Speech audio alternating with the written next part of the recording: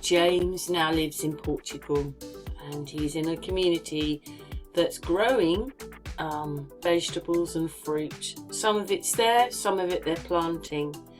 And obviously, I said before, I've met James, and then he went to live in Scotland for a while, and the other day I noticed another masterpiece. So what I'm going to do is, his words in this video. I should have numbered it like James. James is part 1, part 2. Whatever he's doing, it's all parts and numbered. I don't know how many. But anyway, enjoy this video. Thank you very much, James. Hope he enjoys this video. It's funny when looking at the Roman Empire, how it's not fallen and it sort of morphs. There's some interesting clues though that can be found when the perspective of the commonality of symbolism can be seen. I'm pretty certain that there was talk, or I've heard of, the Third Reich was intended to exist for 3,000 years. Now what if the Third Reich is just one face of a hydra? The common link between it all is this unholy trinity. The Vatican, City of London, Washington DC is one aspect of it. Another aspect is the actual eagle. When you look at the feet, you've got basically 3 prongs that are where it's getting its claws in. So if we look at the eagle symbol as being a representation of the same thing, but often seemingly disconnected or from a different era, but it's no different from if you read books by particular authors, you get the feel of the way that author will write. Likewise, well, you could say with the writer, if you don't know them personally and you're just reading books that they've created and they've written, that you're dealing with a hidden hand. And there is a hidden hand that displays particular traits that become recognizable patterns. And the symbolism of the eagle is a perfect example. So if we consider this Third Reich, aka the Roman Empire, is operating for 3,000 years, it would seem to suggest something that I have suggested about this current calendar, that it is not a calendar that has a marker in the past, but it is a countdown or a count up calendar that is going to a future date. And I would suggest that that future date is, as Jason of Archaics has shown, with a chronology and the repeat pattern of 138 years with the Phoenix phenomenon, that the year 2040 is what this calendar is pointing towards. Why 2040? Well, for a start, you've got this Phoenix cycle. In almost 6,000 years, it is consistent that there is resets every 138 years. further to that, if we just look at the numbers 20, 40, now in numerology, if it's a 0, it doesn't count, so you're left with 2 and 4, which makes 6. 6, or in the sense of the human chakra system, the energy centers, is the mind's eye. There's this perception with certain things that they become compartmentalized. So how many times has it been misread that 666 is an evil number? It even says in Revelations the number of man is 666. It doesn't say the number of the beast is 666. But the numerology is neutral. It has both positive and negative attributes anyway. And of course, there is the matter of perception of things, how you feel about something. Now, a perfect example of this: how many times have you had a scenario where you said to yourself, this is exactly what I did not want to happen, so why did it happen? I could take a very good guess that it is because you have put energy into it in a thing called worry. So for example, it may be fear of being on a list of redundancies. If you work for an organisation that announces there has to be redundancies, you may go through that working week feeling that negative feeling of, am I going to have a job at the end of this week? I hope they're not going to make me redundant. And of course, your mind and focus is putting energy into the very thing that you don't want.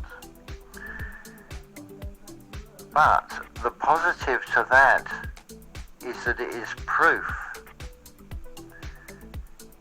And you only know this is proof through your own personal experience of similar to scenario to the one I have just painted.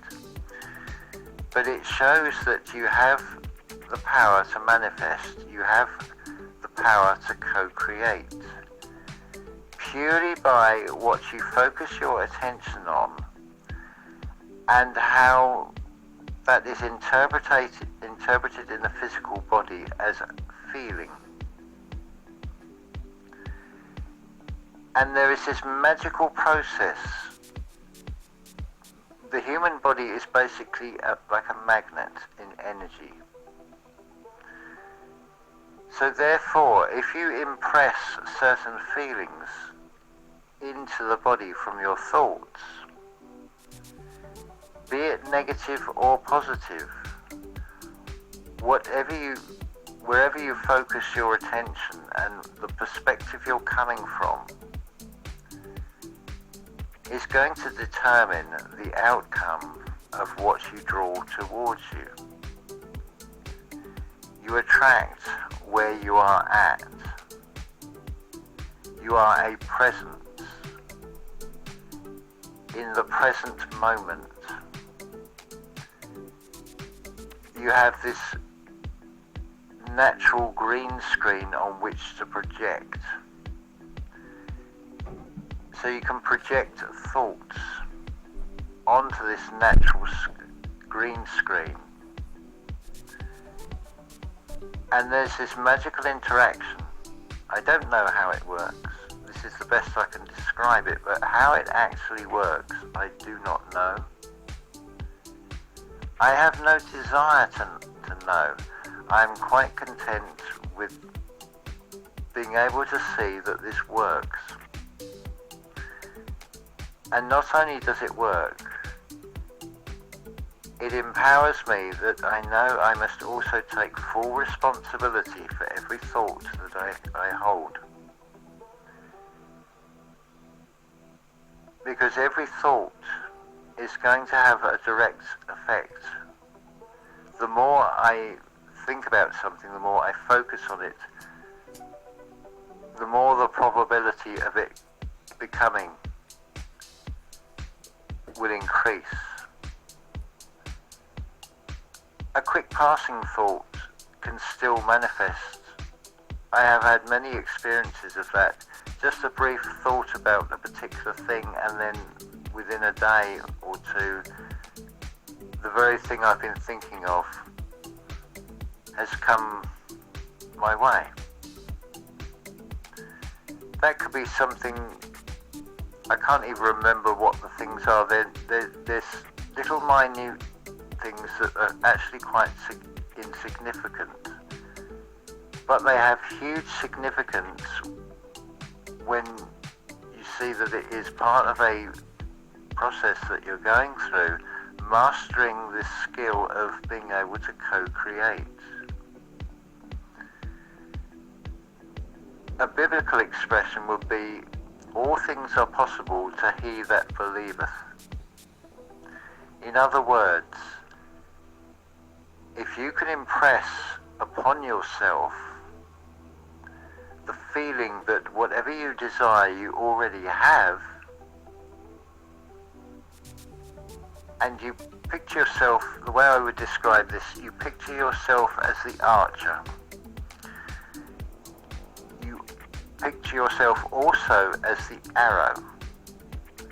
The arrow represents the seeing the desire through to the end, to hit the bullseye, to reach the target. So you hold true to the feeling of whatever you wish to create, and it just comes. So you hold true to the feeling of whatever you wish to create, and it just comes. If it doesn't, well, it's like everything else. It takes practice. It's no different from mastering how to walk. When you were a small child and you observed, and then you had a thought of, I wish to be able to do that. And through determination, the thinking is obviously very different as a small child, but before the change in teeth, the individual personality that is influenced by the external of this world has not really formed. It is more innocent, it is more natural. This is why young children don't feel the cold when they are so immersed in play, using their imagination. That is the power to co-create. You lose awareness of this reality because you are so immersed in the imagination. It is something as we get older that is almost frowned upon and discouraged. But it is discouraged for a reason, because it goes hand in hand with having to adjust oneself. Because having that ability and being aware of having that ability of how you can create the world around you has to come from the heart.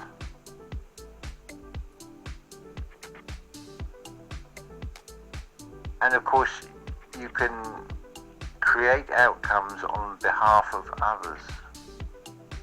You can overwrite what another is saying if they're complaining about their health. Well, you overwrite that. You don't hear them saying that. You deny what your external hearing is telling you. And you impress upon yourself that they are telling you they are in perfectly good health. That creates an energy. And now, because you've manifested that thought and created that scene in your mind, And it is one that has come from the heart because you are wishing something benevolent on behalf of something for another, and therefore it is freely given with no expectation of anything in return. And if you can hold true to that, that too can become a reality. You really can change the world, but it has to start with the internal world, the micro version, the you-inverse, the universe inside. I can testify to numerous small examples that, like I said, that in some ways seem very insignificant, but they've all built to creating more and more opportunities to test this out on a far bigger scale. So where I am right now is I am perfectly placed, because it affords me the opportunities to do this even more. And incredible as I am saying this, I have this intense high-pitched ringing that feels to be near the tops of the inner part of the ear. Wow, that is some kind of frequency or energy.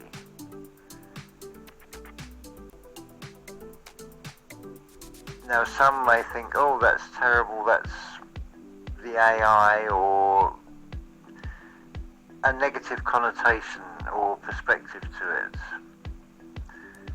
I don't feel it to be positive or negative. I'm just witnessing, I'm just observing.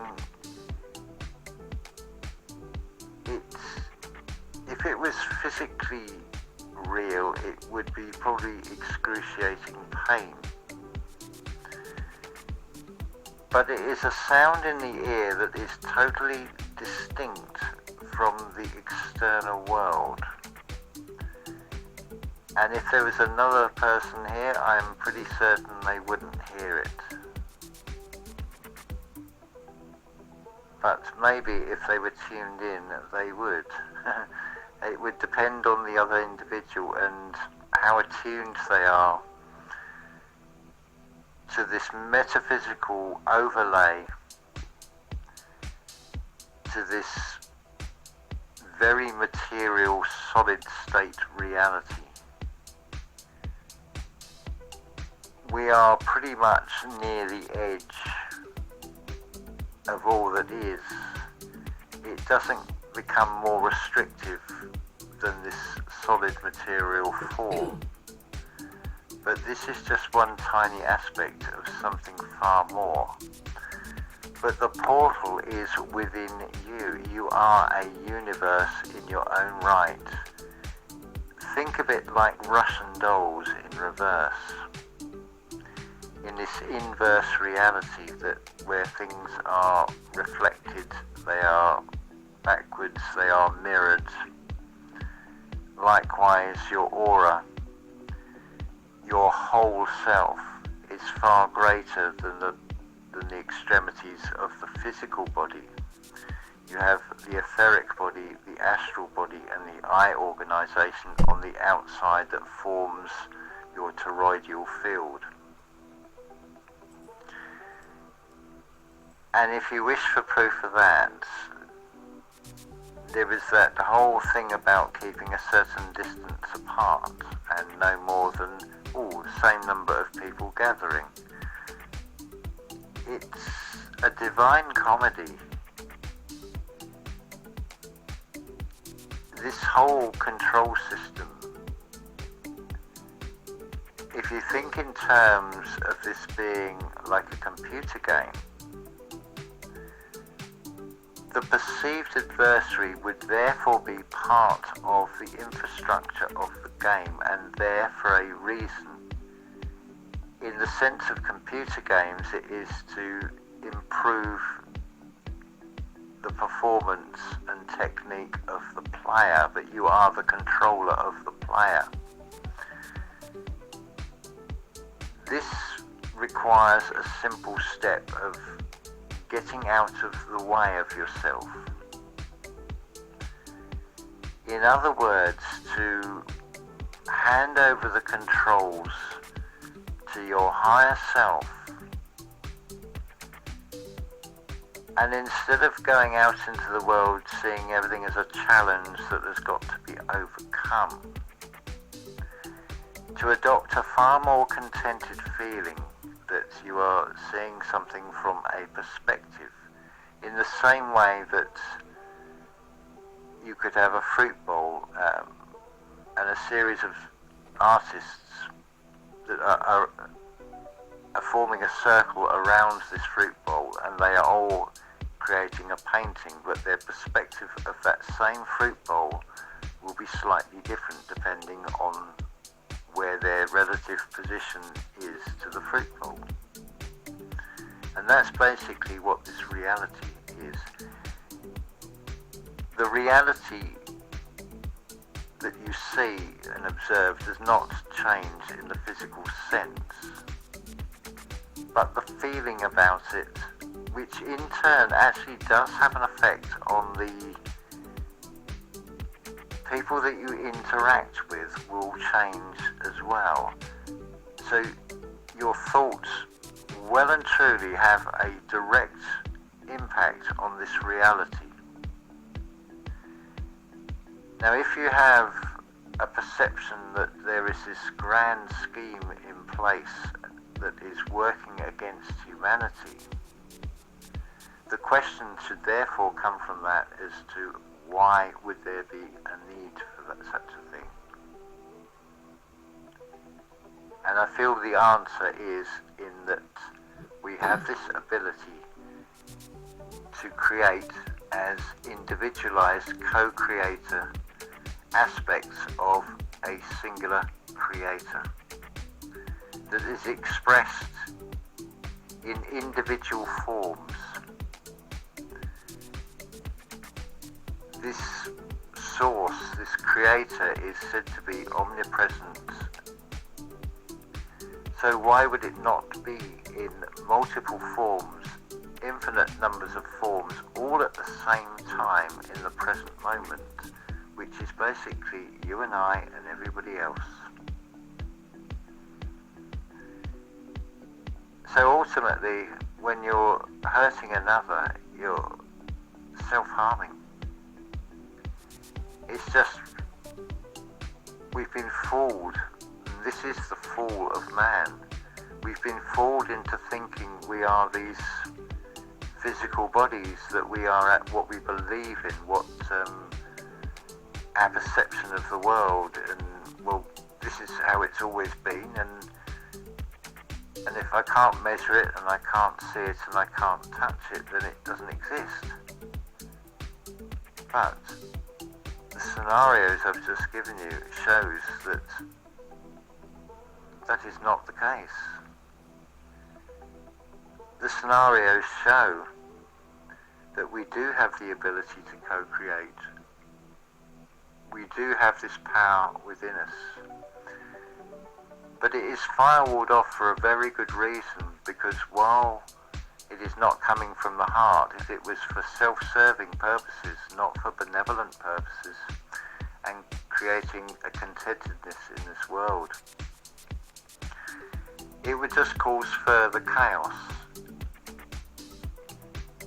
In some ways, you could say that you need this control system to have some sort of order to the chaos. There are many ways of interpreting that order out of chaos.